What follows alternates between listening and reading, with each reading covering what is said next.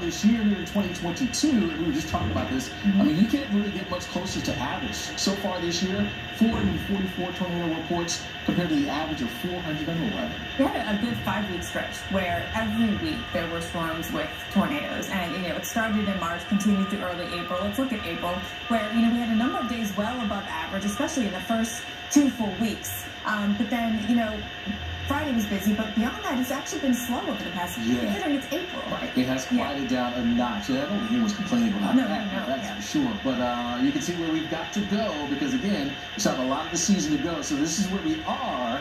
The white line is average. So if you think about just staying right around average, we do think we'll be seeing an uptick. But, we can hope that maybe it'll be a below average season, and that would be a good thing.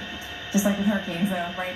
If you have one bad tornado, one big bad hailstorm here, that's what you remember, right? So let's take you into the upcoming pattern this week, how are things going to change? Because we start with a cold front that stabilizes things, but we finish with a big trough coming into the west. Yeah, so that dives on in, and by the time we get to the latter part of the week, now it'll be situated right in the middle of the country. When we start to see the jet stream pattern looking something like that, that means we're going to open up the Gulf of Mexico and open up that opportunity for stormy skies again late in the week. Now, is this trough deep enough? It's one of the questions, to really allow for, widespread severe weather. That will be one thing that we consider as we look at Thursday, Friday, Saturday. But there will be stormy chances. I mean, it is the late April. It is May, actually, by this point. Yeah, you're right. Actually, the month is flown by. Yeah. Rainfall, that'll be something that we track as well. The European model showing you some of the yellow areas. That's where the heaviest rain is expected to fall during that period. Basically Thursday into Sunday.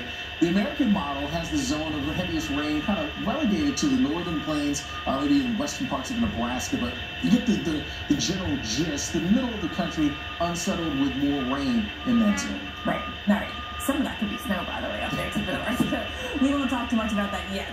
Let's focus on the thunderstorms right now. It's Thursday, we see Missouri, Iowa. Friday, we see Missouri, Iowa, back into North and South Dakota, Nebraska. I mean, you see how everything's not really moving much?